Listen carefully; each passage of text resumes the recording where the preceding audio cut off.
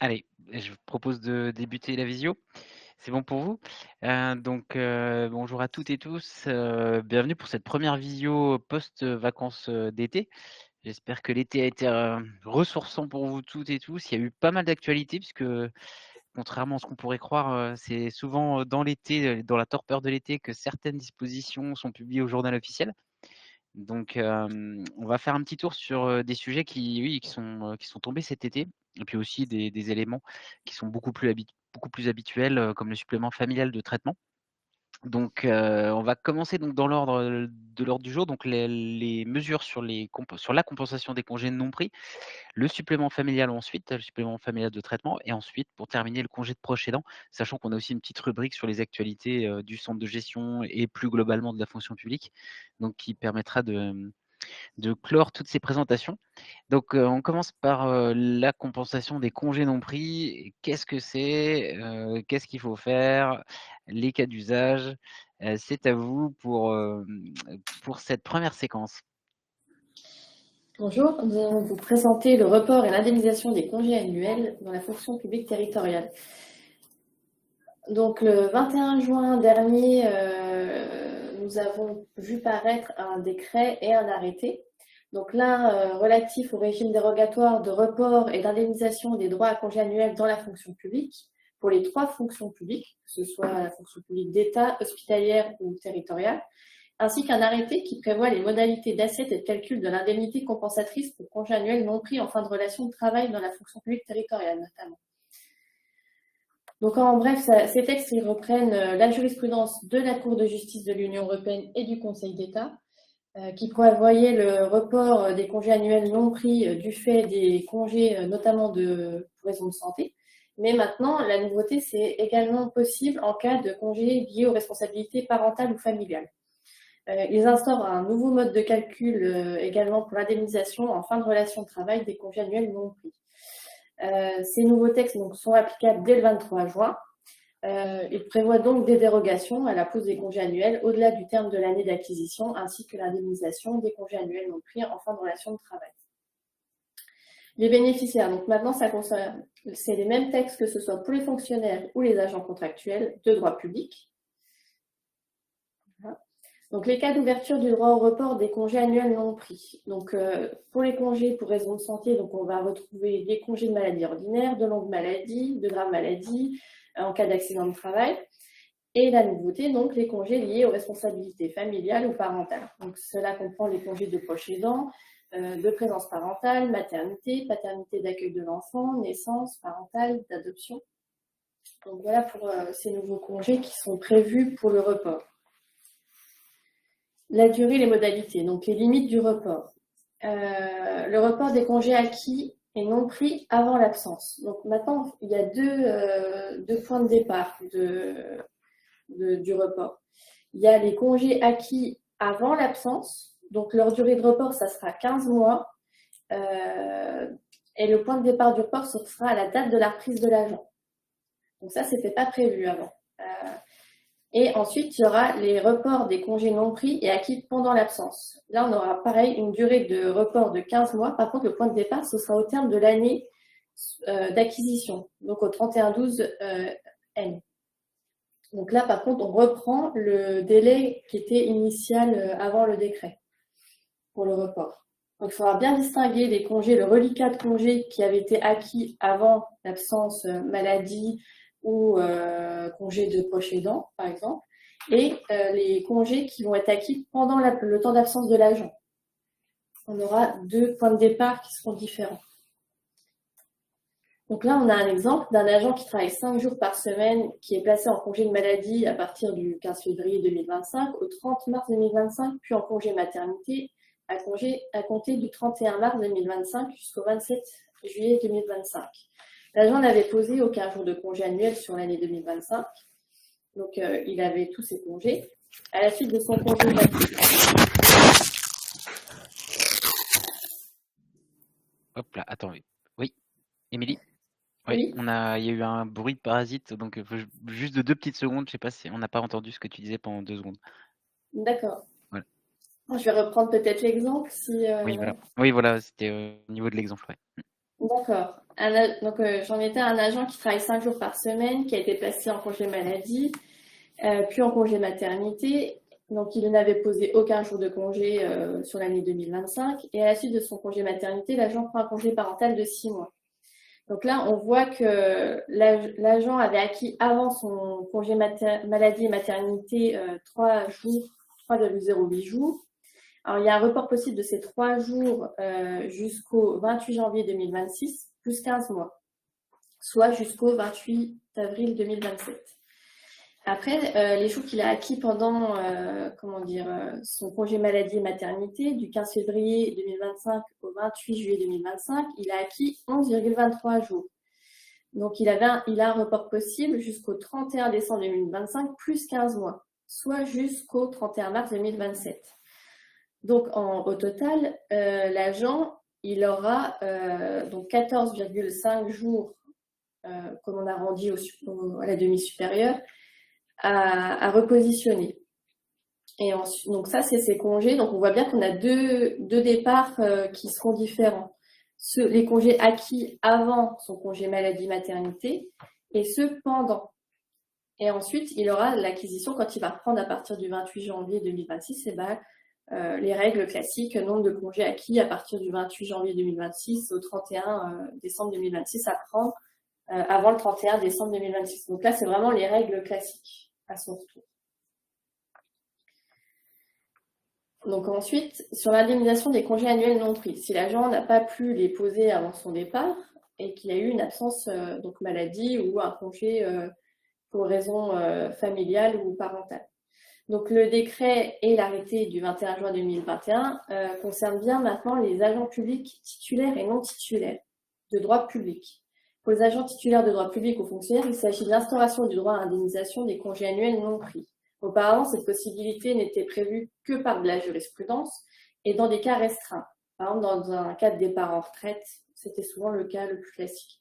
Pour les agents contractuels, le mode de calcul de l'indemnité compensatrice de congé annuel était prévu à l'article 5 du décret 88-145 du 15 février 88 relatif aux agents contractuels de droit public. Et donc cet article a été, la partie qui concernait l'indemnité a été supprimée. Donc, vous voyez, ça c'était la rédaction de l'article 5 du décret numéro 88-145. Comment il était rédigé. Donc la partie que je vous ai mis entre crochets, elle a été supprimée. Tout ce qui concerne le calcul de l'indemnité de congés payés non pris, ça a été supprimé. Donc voici la nouvelle version de l'article. Donc on voit que ça a été bien raccourci. Et donc maintenant on va renvoyer à cet arrêté du 21 juin 2025 pour le mode de calcul.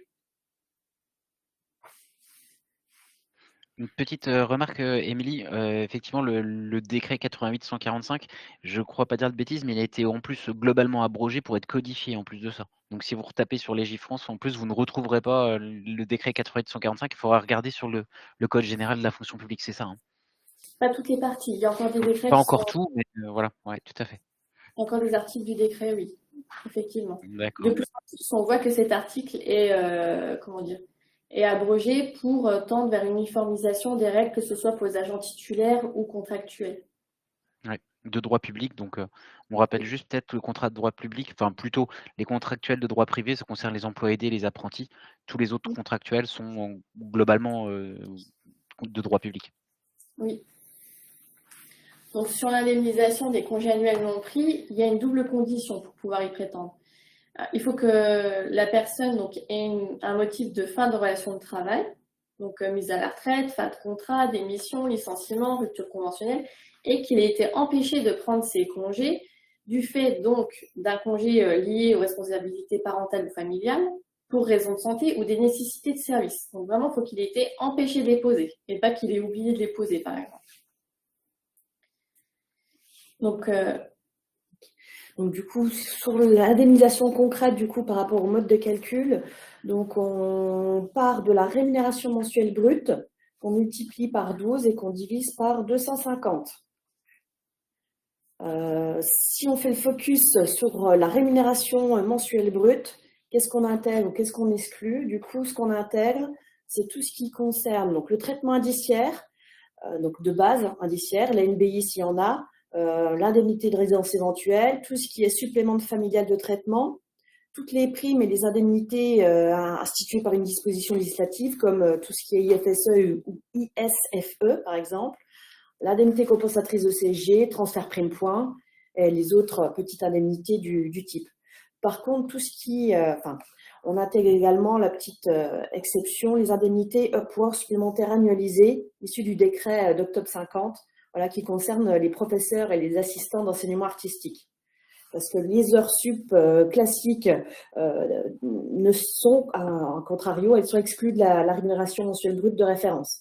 Donc, tout ce qui est exclu, c'est les versements exceptionnels, donc tout ce qui porte généralement le nom de CIA, les primes, les indemnités qui ont un caractère de remboursement de frais, donc tout ce qui est allocation télétravail, des frais de repas, des frais de déplacement, choses comme ça, c'est totalement exclu de l'assiette. On exclut également tout ce qui est participation à la prévoyance ou à la mutuelle santé. Tout ce qui est versement exceptionnel ou occasionnel lié aux indemnités relatives aux primo-affectations. Bon, là, c'est un peu plus spécifique, il y en a moins, mais il faut savoir que ça existe. Les versements exceptionnels ou occasionnels de primes indemnités correspondant à un fait générateur unique, les indemnités liées à l'organisation du travail et au dépassement effectif du cycle de travail. C'est ce que je vous indiquais tout à l'heure. Tout ce qui est heures supplémentaires, heures complémentaires sont à exclure de l'assiette. Alors, attention, donc comme Frédéric a tiré l'attention tout à l'heure, tout ce qui est contrat d'apprentissage ou contrat aidé de droit privé, il reste soumis aux règles d'indemnisation issues du Code du travail. Donc, du coup, les deux modes de calcul de l'indemnité congé pour ces contrats spécifiques, on continue à garder la règle du 10e ou la règle dite du maintien de salaire. Donc, c'est vraiment, il y a plusieurs régimes, du coup, entre le 10e, le maintien de salaire et la nouvelle méthode de calcul pour les contractuels et les titulaires. Donc, ça fait finalement, on a 3 méthodes à utiliser et à faire attention en fonction du type de contrat. On a quelques petites questions. Je ne sais pas si vous voulez terminer la séquence et on pose les questions après, comme vous le souhaitez. Oui, on va peut-être plutôt terminer et on répond, Okay. après, c'est le plus simple. Sur l'indemnisation, donc en tant que tel, j'ai mis un petit exemple pour faire le focus sur le calcul pour lequel j'ai détaillé en 3 étapes, parce que ce n'est pas forcément simple au premier abord. Donc, ce qu'on va commencer par faire, c'est d'abord déterminer le nombre de jours de congé qui est à payer. Donc, le nombre de jours de congé à payer, c'est le nombre de congés générés sur la période, moins les congés pris sur la période de référence. Généralement, on part du 1er janvier jusqu'à la date de sortie de l'effectif. Les congés générés, pour rappel, donc ça correspond à 5 fois les obligations hebdomadaires de service, multipliées par le nombre de jours de la période de référence. Alors, divisé soit par 360, soit par 365, en fonction si on compte en 30e ou en nombre de jours réels. Et il faut arrondir au demi supérieur. La deuxième phase, on détermine le montant journalier de l'indemnité compensatrice. Donc, du coup, on additionne tous les éléments de rémunération qui sont à retenir, relatifs à la dernière situation de l'agent et à rétablir sur un mois complet. C'est-à-dire que si notre agent il est là, il a un contrat que sur 5 jours sur un mois, il va falloir rétablir au mois. Donc, en rétablissant, une fois l'assiette rétablie, on va multiplier par 12 ce montant et on va diviser par 250 pour obtenir le montant d'indemnisation relatif à 1 jour de congé. Alors, ce montant, on va le multiplier bien sûr par le nombre de jours de congé restants à payer. Donc, c'est un montant qui est brut. Donc, en fonction du type de compte de régime, si c'est Ircantec ou CNRACL, il y a des cotisations qui vont s'appliquer dessus. Alors, pour les fonctionnaires titulaires, donc CNRACL, on aura CSG, CRDS et la RAFP. Pour le régime Ircantec, toutes les cotisations salariales vont s'appliquer dessus. Et bien sûr, ça sera assujetti à l'impôt sur le revenu. Je vous ai mis un petit exemple de calcul à la fin. Alors, je vous épargne le détail concret, mais là, je vous ai pris un exemple sur un agent à temps non complet, voilà, qui travaille que 3 jours par semaine et qui est en contrat sur une période incomplète, moins d'une année. Voilà. Donc, vous aurez tous les éléments pour voir comment rétablir sur votre rémunération sur le mois et après, comment proratiser en fonction de la durée du contrat. Voilà. Hop. Alors, on a quelques petites questions éventuellement à partager avec vous. Donc, dans le cadre d'une mutation, un fonctionnaire peut-il prétendre à l'indemnisation des congés annuels? Oui. Le juge administratif a considéré la mutation comme ouvrant droit à l'indemnisation sous réserve que les congés annuels n'ont pas pu être pris pour nécessité de service. Et également, peut-être Christelle, impossibilité de les mettre sur le compte épargne-temps avant qu'ils partent. Ça peut être aussi dans ce cas-là. Oui. Oui, en tout cas, il ne les perd pas, quoi. Non, il ne perd pas. Il ne perd rien. Voilà. Ok. Il ne perd rien, voilà. Ça, c'est sûr. La deuxième petite question, dans le cadre d'une radiation, que ce soit démission, mise à la retraite, abandon de poste, rupture conventionnelle, un fonctionnaire peut-il prétendre à l'indemnisation de ses congés annuels? Oui. Voilà, donc lorsqu'il n'a pas été en mesure de prendre son congé avant la fin de la relation, les droits non utilisés donnent lieu à une indemnité compensatrice dans la limite de 4 semaines. Par période de référence à l'exclusion des congés annuels non consommés du fait des congés liés aux responsabilités parentales et familiales qui ne sont pas limités, comme on l'a vu. Voilà. Donc, on en a fini avec ce sujet. Du coup, s'il y a des questions, on va pouvoir regarder les questions.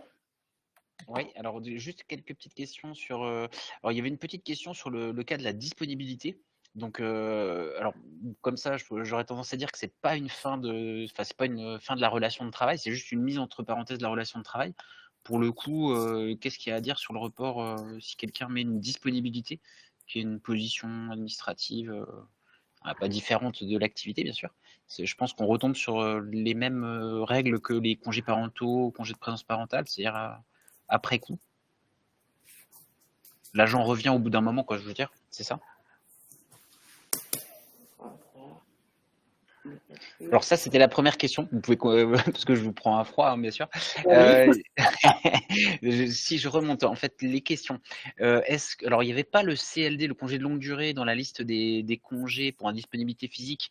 Mais est-ce que c'est juste un oubli, ou est-ce que le CLD, le congé de longue durée, est exclu des congés qui permettent justement de prendre le report Non, on ne les a pas tous détaillés. C'est un congé pour raison de CLM, santé. CLD? Ouais, d'accord. Donc il y a donc le CLD comme le CLM et comme le CG, le congé de grave maladie, le CGM pour les IRCANTEC, ils ouvrent bien droit au système de report, éventuellement d'indemnisation. C'est ça. Okay. Il y avait aussi une question sur les congés pour maladie pro.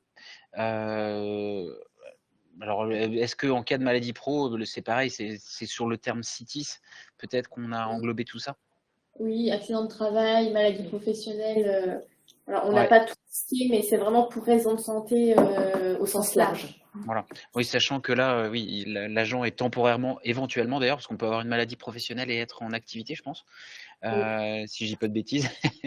Mais en tout cas, s'il y a un arrêt, évidemment, il n'y a pas de fin de lien entre l'agent et son employeur, parce que l'agent est susceptible de revenir après, une fois qu'il est apte au poste. Donc ça, c'était sur la nature des congés, maladie pro, donc le terme CITIS, le CLD est bien pris en compte aussi. Est-ce que les indemnités d'astreinte doivent être prises en compte, je pense, dans le calcul de l'indemnisation, si l'agent est dans l'impossibilité de prendre ces congés-là? Comme ça, je vois pas trop, parce que les indemnités d'astreinte, est-ce qu'elles rentrent dans le calcul? Je crois pas les avoir vues dans le listing, dans le support. Non, Mais après, c'était une question aussi. Chose d'accessoire occasionnel, à partir du moment où c'est occasionnel, généralement c'est exclu. Hein. Oui, voilà, ouais, c'est comme les heures supplémentaires, à l'exception des heures supplémentaires annualisées, comme c'était mis dans le. Indemnité correspondant à un fait générateur unique, des choses de ce type.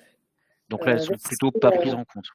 Oui, c'est plutôt ça reste de l'exceptionnel et pas, c'est pas comme le IFSE qui est versé tous les mois. Voilà, c'est qu'il y a un fait générateur ponctuel ou choses comme ça, comme la réalisation des heures sup, hein, par exemple, c'est exclu de l'assiette. Ouais. De toute façon, si l'agent est en congé, donc il peut pas travailler, il peut pas toucher d'indemnité d'astreinte pendant les périodes où il est en congé, maladie. Enfin, congé maladie, dispo, congé de présence parentale et cetera. C'est ça, hein, de toute façon. Il y avait une petite question sur les alors je connais peu, mais je pense pas dire de bêtises, les contrats d'engagement éducatif, ça ce sont bien des contrats de droit privé qu'on utilise plutôt dans les centres de loisirs, si je dis pas de bêtises, donc a priori, Oui, c'est plutôt des contrats de droit privé, donc là, pour le coup, et pour le coup, c'est code du travail, enfin, comme on l'a mis C'est dans le la règle support, étudiante sur la chaîne de voilà. salaire qui. Ouais. je voulais revenir sur la disponibilité. Alors, dans l'arrêté ou même le décret, il ne précise pas le motif de la fin de relation de travail et c'est là où on est un peu dans le flou.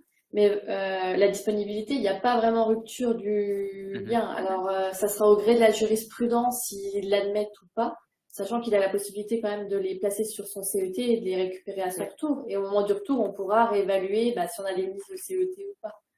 Ouais, Parce qu'on c'est vrai en plus un premier temps. ouais. Oui, puis, alors des congés, moi alors c'est une question, mais effectivement une disponibilité, elle peut durer plusieurs années. Si avant de partir en disponibilité, l'agent a encore des congés, pour le coup, je sais pas trop comment ça se passe. Est-ce qu'il a vraiment du report, s'il revient 5 ans après? C'est un peu la question, pas classique, mais ça peut arriver, c'est des absences assez longues. Au moment de sa demande de disponibilité, il faudra les placer sur son CET. Ouais, soit les faire poser avant qu'ils partent en disponibilité, soit les mettre, au chaud sur un CET et auquel cas, l'agent, aura un CET qu'il pourra utiliser quand il reviendra. Oui, Voilà et effectivement, si à la fin de la dispo, il démissionne, bah, là, on est dans le cas d'une fin de relation de travail, c'est ça? Et oui. donc là, bah, pour le coup, on reprend en fait les conditions, qu'on a exposées pour tout ça, quoi. Alors il y avait une question, alors je comprends pas trop, peut-être que Isabelle Renaud peut nous l'expliquer. Je vous la lis telle quelle. Est-ce que l'on divise par 250 si l'agent a un cycle de 4 jours par semaine de travail? Alors je vous la livre Oui, comme ça, c'est ça? Je sais pas si vous pouvez répondre à ça? Si, la formule, oui. la formule, elle évolue, Elle n'évolue elle pas? elle évolue pas. Ouais, Elle est fixe. Parce qu'en d'accord, fait, dans tous les cas, il y a un nombre, ça, divisé par 250, entre guillemets, ça donne un nombre moyen de jours travaillés dans l'année. En d'accord. fait. Mmh. Ça vient à ça. OK, alors je crois Ouais, avoir balayé oui? ça, c'est automatique. Attends, répète, j'ai pas entendu, La priorisation de la journée de congé resterait identique qu'on soit sur du 4 jours, du 5 jours ou qu'on travaille 2 jours par semaine. d'accord. On va pas rediviser à chaque Oui. fois. Ce qui va faire fluctuer, c'est la rémunération mensuelle Ouais. brute en fait de l'agent. Ouais.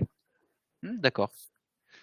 OK, alors je crois avoir balayé. Si jamais dans le chat, hein, si jamais j'avais zappé une question, n'hésitez pas à la reposer, tout de suite ou à la copier-coller, dans le chat, mais je crois avoir, listé un petit peu tous les éléments.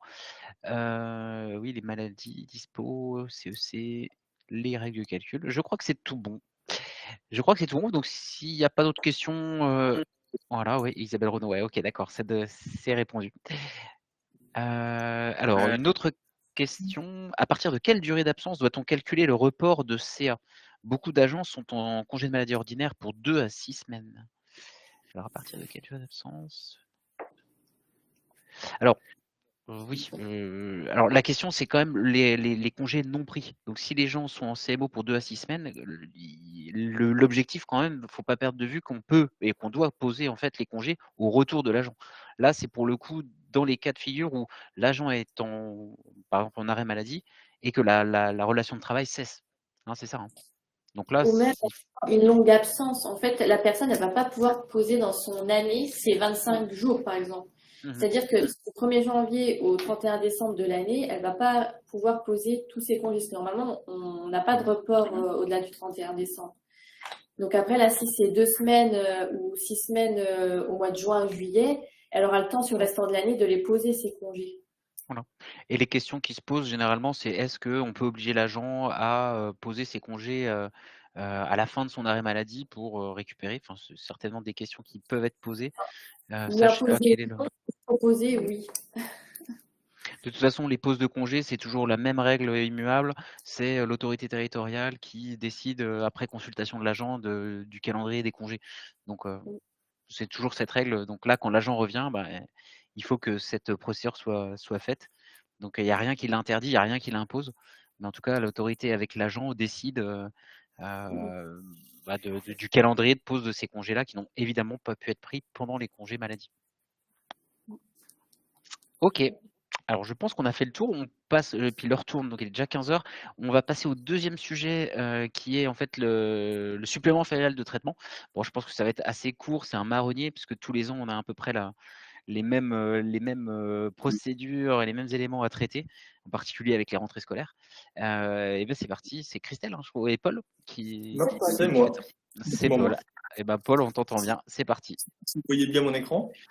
Oui, par contre, on voit les diapositives suivantes, donc ça réduit un peu la taille de la diapositive principale, mais on voit bien. Attendez.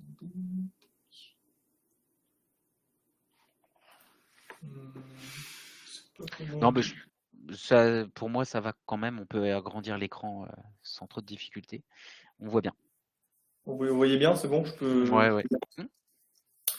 Très bien. Et bah, du coup, je vais, comme le disait Frédéric, je vais vous présenter le supplément familial de traitement, dit autrement SFT.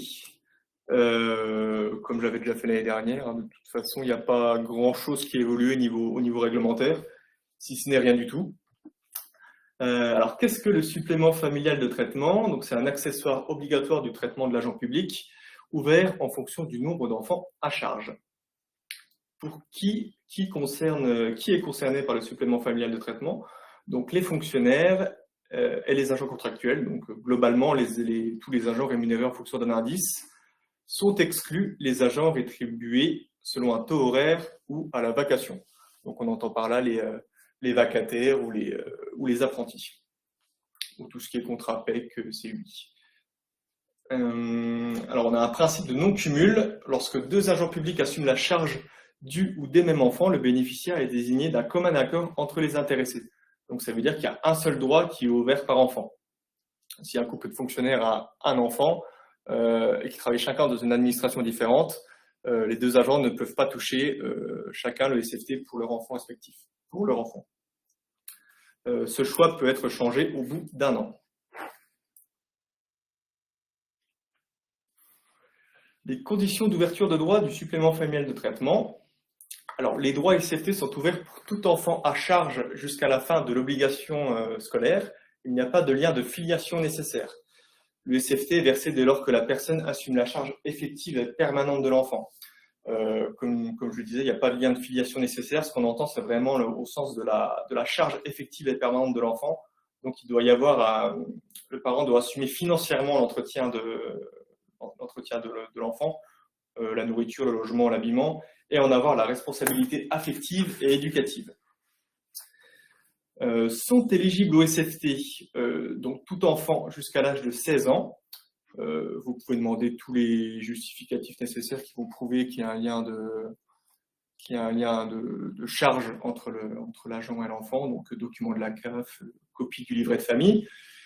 Et donc tout enfant de moins de 20 ans dont la rémunération n'excède pas 55% du SMIC. Donc là, vous pouvez demander comme justificatif le certificat de scolarité, contrat, fiche de paye, etc. Oui, il y a une notion, Paul, de pourcentage du SMIC, en particulier pour peut-être des mineurs qui sont en apprentissage et qui ont déjà un contrat, donc un salaire, mais qui n'excéderaient pas 55% du SMIC. C'est ça. Ok. Du SMIC pour 169 heures. Oui, comme à l'ancienne époque. Je vous ai mis quelques exemples de documents que vous pouvez effectuer lors de vos rappels de campagne SFT. Mise à jour, donc vous pouvez vous baser là-dessus. Donc le document sur l'honneur avec les justificatifs à apporter, et également l'attestation, si les deux parents sont fonctionnaires, l'attestation remplie par l'administration de l'autre conjoint, pour certifier que son agent ne touche pas de SFT, pour bien garantir un seul SFT par enfant. N'oubliez pas de faire des campagnes de SFT tous les ans, hein, parce qu'on a régulièrement des questions sur Aura par rapport à des rappels de SFT pour des administrations qui n'ont pas versé le SFT à leurs agents alors qu'ils y avaient droit.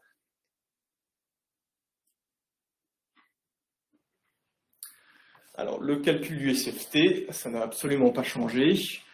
Pour un enfant, vous avez un élément fixe mensuel de 2,29 €. Pour 2 enfants, vous avez un élément fixe de 10,67 € auquel on ajoute un pourcentage du traitement indiciaire et éventuellement de la NBI de 3%. Pour 3 enfants, vous avez un élément fixe de 15,24 € plus 8% du traitement indiciaire avec éventuellement la NBI. Et par enfant, au-delà du 3e, 4,57 € fixe et 6% du traitement indiciaire. Je vous ai mis un petit exemple en dessous. Le traitement servant de base au calcul du CFT est au moins égal à celui correspondant à l'indice majoré 454 et au plus à l'indice majoré 722. Donc, petit exemple en dessous, si vous avez un agent qui est par exemple adjoint technique échelon 1, donc avec un indice majoré de 366, ne vous faites pas avoir, il ne faut pas calculer le CFT par rapport à l'indice majoré 366, mais bien prendre l'indice majoré 454 pour le calcul. Normalement, les logiciels de paie vous le font en automatique, mais si vous avez envie de vérifier les montants, n'oubliez pas cette règle. Le montant du CFT est amené à varier en fonction de la situation de l'agent. Pour les agents à temps non complet, le SFT est versé en fonction du nombre d'heures de service rapporté à la durée légale de travail. Donc il est proratisé. Je vous ai mis l'exemple en dessous d'un agent adjoint technique qui est à temps non complet, donc 25 heures. Donc vous voyez bien que le montant du SFT est proratisé par rapport au nombre d'heures qu'il effectue réellement. Donc 25 heures divisé par 35. Pour les agents à temps partiel, le SFT est versé en fonction de la quantité de traitement perçue, à l'exception de l'élément fixe pour un enfant, donc comme au-dessus. Sauf que là, on a une petite subtilité, le montant du SFT touché ne peut pas être inférieur au montant minimum d'un agent travaillant en temps plein et ayant le même nombre d'enfants à charge. Je vous ai mis l'exemple ci-dessous, pour un agent qui a un temps partiel de 80% et qui a la charge de 2 enfants. On voit bien qu'on ne proratise pas le SFT, car on est déjà au montant plancher pour 2 enfants qui est de 77,71 €. Et si on proratise, on aurait moins que ce montant, ce qui est illégal.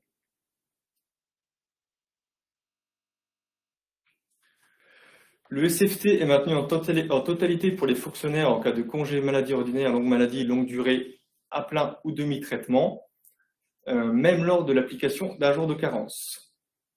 Dans le silence des textes, on considère que le maintien s'applique également dans les mêmes conditions durant les congés de maladie rémunérés spécifiques des fonctionnaires du régime général et des agents contractuels. Il est également maintenu en totalité en cas de congé pour invalidité temporaire imputable au service, CITIS, les accidents de travail.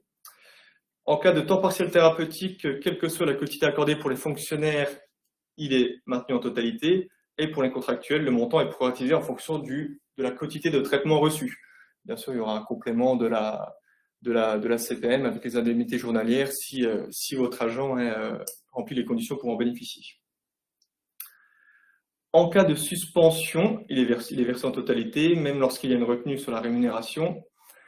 Et il est également versé en totalité en cas d'exclusion temporaire lorsque celle-ci est assortie d'un sursis total ou partiel, tant que la rémunération est maintenue.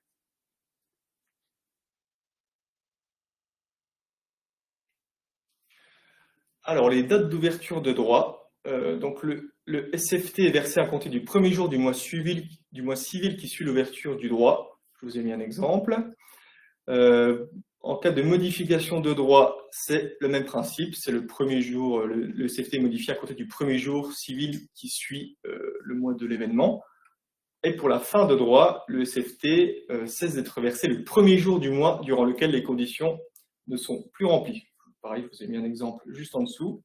Et en cas de décès d'un enfant à charge, le SFT est supprimé à compter du premier jour du mois suivant, celui au cours duquel le décès est survenu. On va arriver dans les cas un petit peu plus complexes. Le divorce, c'est la séparation. Donc en cas de garde exclusive accordée à l'un des parents, lorsque l'un des ex-conjoints est agent public. Donc chaque ex-couple ou concubin dont au moins un agent ou dont au moins un est fonctionnaire ou agent public peut demander à percevoir le SFT s'il assume la charge de tout ou partie des enfants. Et le SFT est calculé sur la base de l'indice du traitement du fonctionnaire ou agent public duquel le droit est ouvert. Donc, je vous ai mis un exemple en dessous. Un agent public d'une commune A divorce en mars 2025. Il a 2 enfants avec son ex-conjointe. Cette dernière n'est pas agent public, mais à la garde exclusive des 2 enfants. Donc, elle peut demander à bénéficier de l'intégralité du SFT au titre des 2 enfants en fonction des indices de son ex-conjoint qui est agent public, et donc à compter du mois suivant l'événement.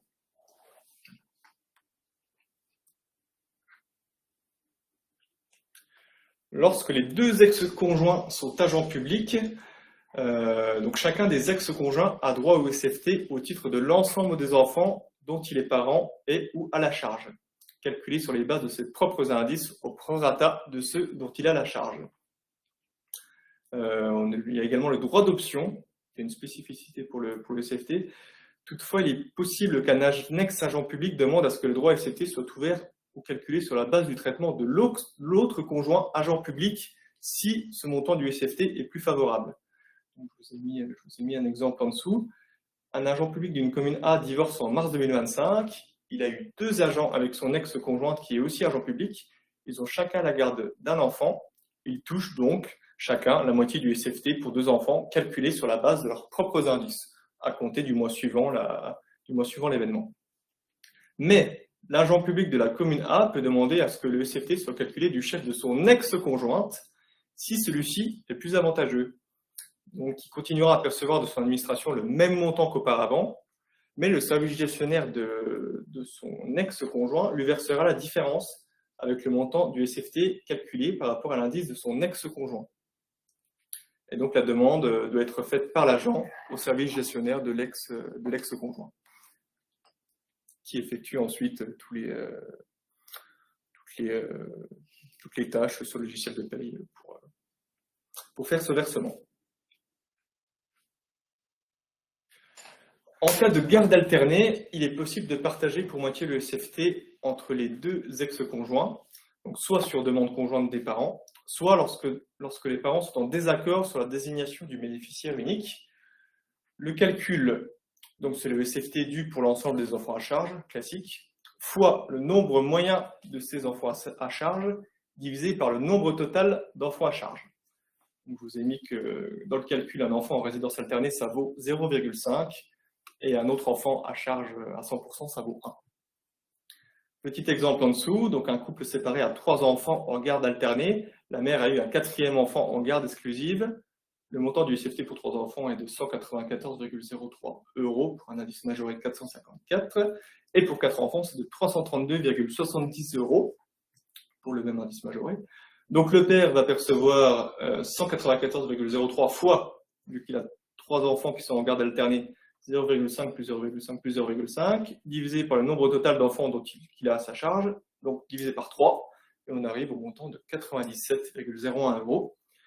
Et même principe pour la mère, donc 332,70, fois les 3 enfants qu'elle a à charge, plus le 4e, donc qui compte pour 1, divisé par le nombre total d'enfants qu'elle a à sa charge, donc divisé par 4, et on arrive au montant de 207,94 €.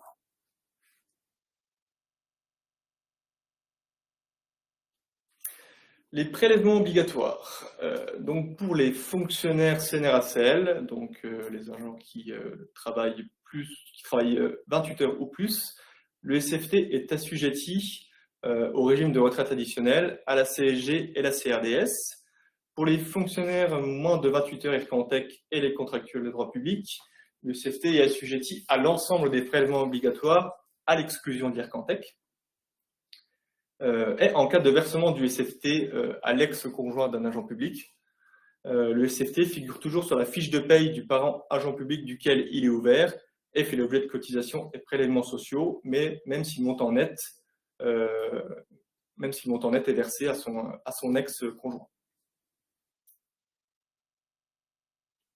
Je vous ai mis quelques références juridiques. N'hésitez pas si vous avez des questions particulières qui demandent. Alors, il y en a, Paul. Je vais commencer par les premières. Donc, les modèles de documents, on les transférera après la visio, je pense. Ils sont sur le site internet, peut-être, je sais pas. Non, pas On va le mettre spécifiquement. à la disposition. Je pense qu'il y aura une distribution après. Ouais, quand on envoie tous les documents à la fin de la visio, après la visio. Les allocations de retour à l'emploi, est-ce qu'elles comptent bien dans les enfin, c'est pas une rémunération, mais on va dire dans les ressources financières que peut recevoir un enfant? La question a été posée au moment où on parlait des 55% du SMIC d'ailleurs. Ça, pour le coup, je suis pas certain, mais je sais pas si vous avez déjà eu le cas sur les allocations de retour à l'emploi, c'est un peu compliqué. Oui, on avait eu un cas. Ouais. Alors réfléchissez, moi j'essaie de balayer un petit peu toutes les questions parce que là c'est pareil, c'est de but en blanc sur des cas forcément complexes. J'ai une question, alors je vous la lis comme ça, comme telle quelle. En cas de subrogation d'un temps partiel thérapeutique, nous maintenons le SFT. Est-ce qu'on maintient le SFT dans sa totalité? Bon, ça c'est une question, voilà. On a aussi une question sur l'agent divorcé non public. Est-ce qu'on lui verse le SFT? Mais comment? Alors je pense que comment, il faut déjà que lui le demande. S'il est pas dans la fonction publique, il faut qu'il sache que son ex-conjoint, conjointe touche un SFT pour pouvoir aussi en toucher, si je dis pas de bêtises. Après, on a une question sur les temps non complets, temps complets. Avec un seul enfant, est-ce qu'on proratise quelqu'un qui a 10/35e, travaille 10 heures par semaine, est-ce qu'on fait 10/35e de 2,29 €? Je ne sais pas si on y répond. Oui. C'est un élément fixe. Le 2,29 est amené à être proratisé seulement si l'agent ne travaille pas sur le mois complet. D'accord, ok. Ok. La garde alternée, l'agent peut demander aussi la différence du SFT à l'employeur de l'ex-conjoint. Alors ça, c'est un peu... Ouais. Et puis, dernière question, pour les agents travaillant dans 2 collectivités, est-ce que c'est proratisé en fonction du temps de travail pour minimum 2 enfants? C'est vrai que le cas des multi-employeurs est également un peu complexe. Je vais regarder je vais répondre dans le chat. Je vais regarder le chat. D'accord. Laisse Sandy continuer. Ok, t'as un petit peu... Ouais, voilà, on va passer sur Sandy, mais on va essayer de répondre. T'as du boulot, t'as du pain sur la planche, Paul. Tu sors pas de la visio sans avoir répondu à tout le monde. Et bien sûr, s'il y avait des questions auxquelles on ne peut pas répondre là tout de suite, on vous enverra avec les documents et le questionnaire de satisfaction l'ensemble des réponses. Oui, et affaire à des tickets aura aussi. Ouais. On a beaucoup de questions par rapport au SFT, donc n'hésitez pas. Ok, et ben on va passer, parce que l'heure tourne aussi, encore un petit quart d'heure, enfin il n'y a pas d'urgence absolue. Sandy, tu arriveras à parler du congé de proche aidant en un quart d'heure? Oui, je pense que ça devrait Tu relèves aller. le défi? Ok. Et puis bien sûr, Paul vous répond aussi dans le chat. Allez, c'est parti, vas-y. Je vais présenter le congé de proche aidant. Donc le congé de proche aidant, il permet de cesser temporairement son activité ou de travailler à temps partiel pour s'occuper d'une personne dont le handicap ou la perte d'autonomie nécessite une aide régulière de la part d'un proche. Donc, aussi bien les fonctionnaires titulaires, stagiaires ou agents contractuels peuvent bénéficier du congé de proche aidant.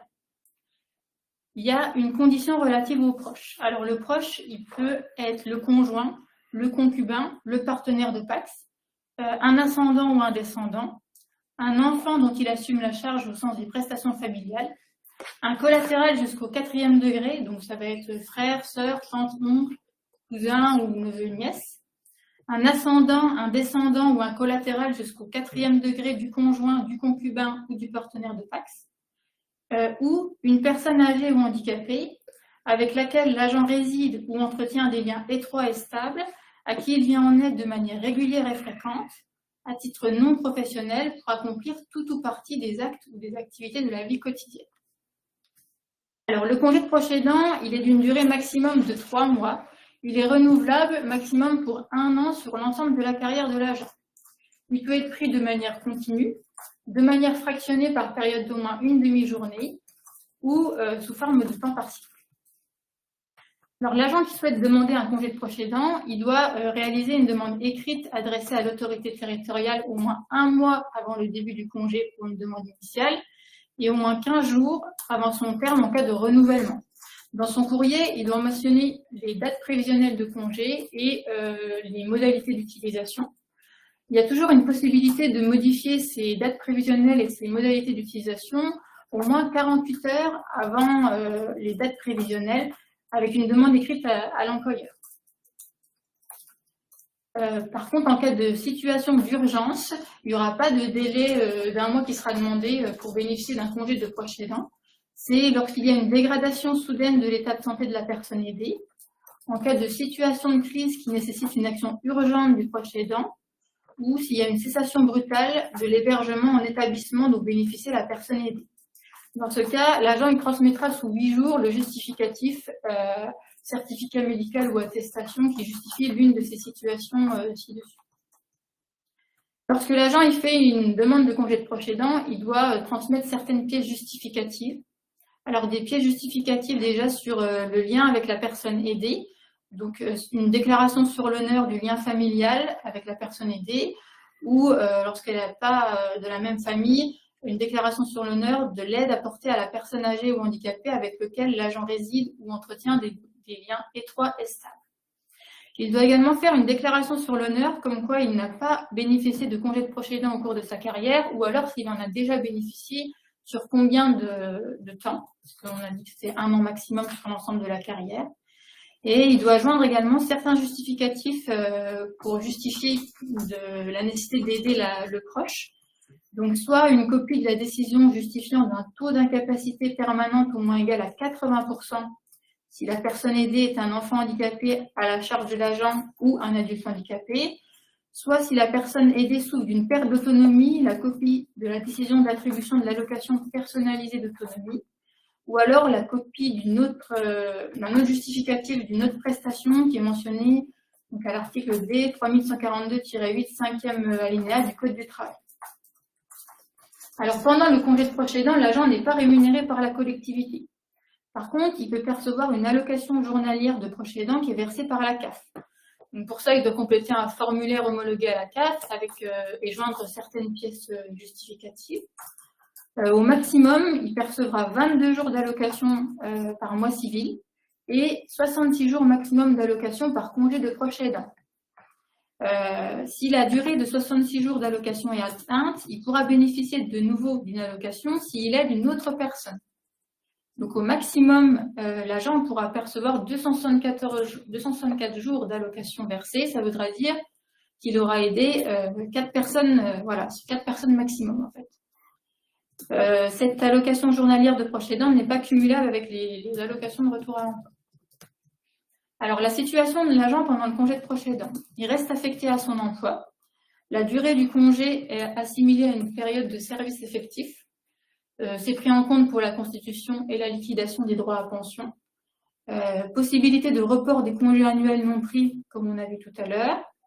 Il y a une possibilité également de demander à bénéficier d'une quotité de télétravail supérieure à la quotité de droit commun pour 3 mois maximum renouvelables. Et en cas de mutation, les demandes des fonctionnaires ayant la qualité de proche aidant sont examinées en priorité. Il y a également des particularités pour le fonctionnaire stagiaire. Il y aura un report de la date de titularisation en fonction du nombre de jours de congé de proche aidant qui a été utilisé.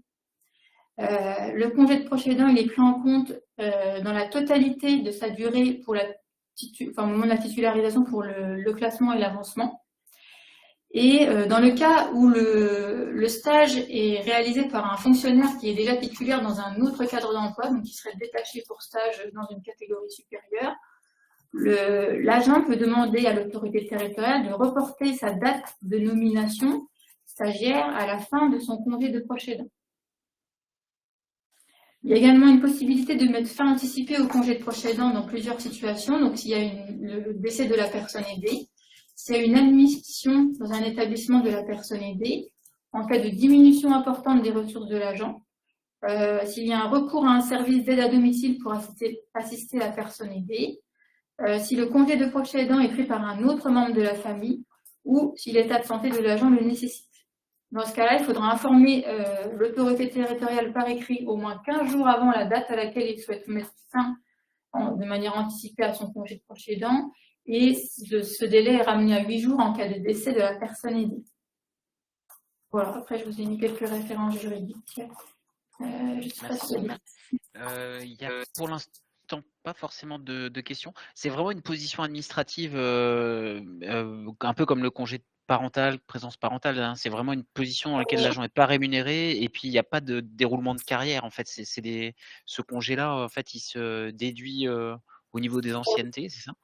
Il n'est pas rémunéré, mais c'est pas une position administrative. Il reste en position d'activité. D'activité, d'accord. Comme un congé annuel, etc. D'accord. C'est ça. Ok. Ok, bah, écoutez, a priori, il n'y a pas trop de questions. Alors, ça va peut-être venir. Paul est en train de répondre à toutes les questions SFT, donc ça, c'est bien. Il n'a pas fini. D'accord. Donc voilà, n'hésitez pas, hein, s'il y a des questions sur cette question-là, enfin sur ce thème-là. Et puis bien sûr, toujours pareil, hein, vous pouvez mettre des tickets Aura sur ces questions-là. Je ne sais pas si on en a eu déjà beaucoup au niveau carrière, Sandy, ce genre de questions. C'est pas très régulier le congé de proche aidant. Ouais, c'est assez nouveau, hein. C'est un système qui est quand même assez récent aussi. Donc, c'est peut-être pas encore des réflexes chez tout le monde. Bon, écoutez, on va passer potentiellement à la séquence des actualités. Et puis, bien sûr, s'il y a des questions qui tombent pendant que je vous donne ces actualités, on essaiera d'y répondre aussi. Alors, la prochaine visio, 1 heure pour tout savoir, aura lieu le 14 octobre à 14h30. Donc, vous avez déjà les liens en fait pour vous y inscrire. On va essayer de les mettre dans le chat. Sinon, nous avons en fait un petit rappel. Il y a un forum, enfin une rencontre des ACP demain sur l'hygiène alimentaire, hein. Donc ça, c'est l'occasion, alors pas forcément d'appeler à d'autres inscriptions parce que les inscriptions sont closes, mais juste rappeler en fait que le centre de gestion anime un forum des assistants et conseillers en prévention des risques. Donc là, le thème de demain, c'est l'hygiène alimentaire. On essaie aussi de varier beaucoup ces thématiques-là. Donc n'hésitez pas aussi, si vous avez des thématiques prévention à soumettre, il n'y a aucun souci. De même que des sujets pour les visio-honneurs pour tout savoir, avec toujours en tête le fait qu'on essaie de faire intervenir différents acteurs institutionnels ou des partenaires avec qui vous avez aussi à traiter. On a déjà eu la DDFIP, la préfecture. Il y a une nouvelle correspondante, enfin une nouvelle directrice de l'antenne Vosges CNFPT qu'on va essayer aussi de vous présenter sur les prochaines séquences. Enfin voilà, donc si jamais vous avez d'autres intervenants aussi qui vous paraîtraient intéressants d'inviter sur ces visios, on est toujours à l'écoute de tous les sujets ou intervenants. J'ai une petite information également sur la semaine thématique, hein, de l'égalité femmes-hommes et avec nos collègues de la communauté d'agglomération d'Épinal qui organisent alors à la fois une exposition et aussi une conférence. Donc ce sera respectivement les 22 et 25 septembre prochains. En tout cas sur la conférence, ce sera le 25 septembre si je ne dis pas de bêtises. Je vous mets le lien dans le chat et vous pouvez vous inscrire juste en envoyant un mail aux collègues pour assister à cette conférence qui devrait aussi remobiliser les esprits, resensibiliser, redonner pas mal d'informations, de chiffres sur les inégalités femmes-hommes qui persistent encore dans la fonction publique et aussi plus globalement dans la société. Donc n'hésitez pas à participer ou à faire un tour au niveau de l'exposition qui se tient au siège de l'agglomération d'Épinal.